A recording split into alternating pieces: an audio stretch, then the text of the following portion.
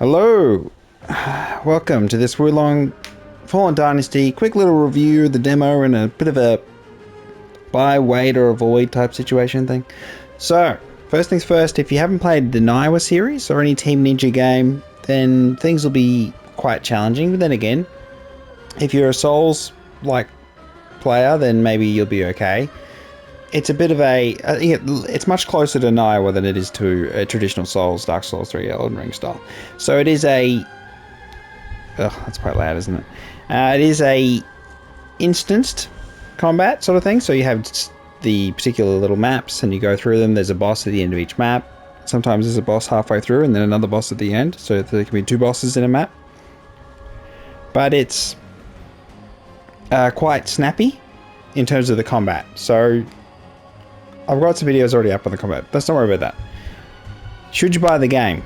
Should you pre-order and get the one with the pass and all that stuff and all the extra armor sets and things? Firstly, I wouldn't worry too much about getting the deluxe edition thing, the upgraded version.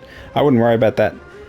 If you're concerned about that sort of stuff, then basically I'd recommend waiting for the game to be cheaper because it's good value, I think, honestly. I think it's a good game. Yeah, I got to it. It's a good game. Having played through it for a bit, I struggled quite a bit on the first boss. He's just in the demo, and it was just learning the mechanics of the game, and then getting so used to the first phase, and then the second phase was just like, oh my god. So it mixes the two, Niwa and Sekiro, I'd say. It mixes those two. Mostly in that there is a flow to combat. So you have a deflecting system where you can basically, meet blades and deflect. And it's more of it's a movement / deflect. So you can, double tap circle to dodge, or you can just single tap it. And that's the thing you got to learn. Learning to do that properly is the key to winning all combat encounters swiftly and looking cool while doing it. The rest of the systems in the game, there's a lot of Niwa stuff with loot. Not as much loot, but there's still plenty of loot. And the gear upgrading system, though, is more like Souls traditional, like so you're going +1, +2, +3. But you'll get better items as you go along. So it's sort of a mix of a bunch of different games. But it has, I think, worthwhile because, again, it's set in the period that everyone knows. Romance of the Three Kingdoms, Yellow Turban Rebellion in the background. So it has all the basic history things that people are used to, say with your Dynasty Warriors stuff. But it's just very different. It's not like Dynasty Warriors at all. You don't battle 10,000 dudes, 1,000 guys in one level. It's just not like that. So, yeah, I think the combat is satisfying. It doesn't have... Well, you have the stamina. It's got a different system, so it's something that takes a while to get used to. So it's one of those ones where maybe you'll find it a bit easy, and then suddenly you'll find it really hard, and then you'll work your way through it, and then it'll go back to being easy again, and then you'll have the variations from there. Once you start specializing what weapon you want to use and what style of combat you want to go for, I think you'll be okay. But that said, you can use magic. There is magic in the game, so there is that option, but it's a little bit different. So a lot of the game is managing a whole bunch of other little energy things that just take you a while to learn. So you just have to practice and get through it, and it does take you a little bit to get through. Once you've sort of worked it out, I think you'll be fine. But again, what weapon you use, weapons you find, that'll change your play experience because they are vastly different, the weapon types. So like I've got the big club on the back there and versus the staff. The staff is really nice. Attacks quite quickly. The big club just goes slow but does big damage. So again, you'll learn the game if you get it. And otherwise, I reckon it's good value though. So I think if you wait and it's on discount in the future, again, I always say this, but it's the game has the absolute advantage in all purchasing situations.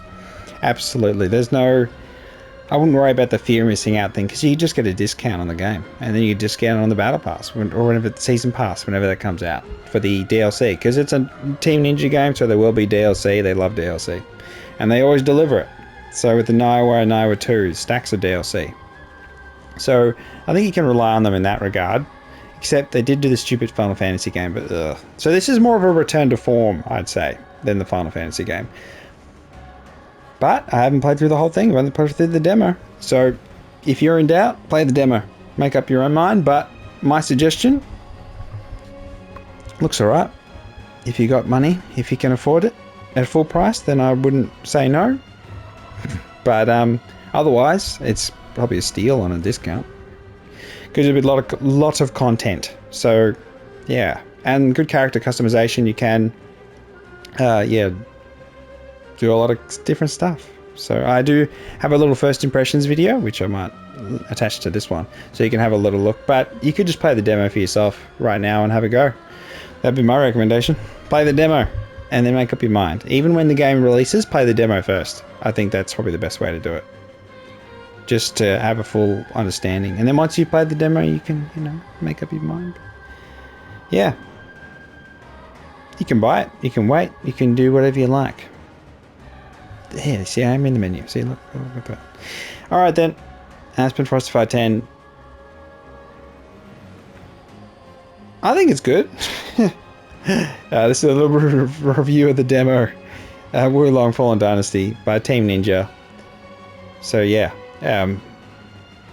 If you do get it, I hope you enjoy it greatly. It is a different sort of style here and there, which is a good thing. I mean, you got to do fresh stuff. Again, I'm waiting for 903, so I'm like, ugh. But at the same time, I understand. But they've proven quite good, quite efficient in making games.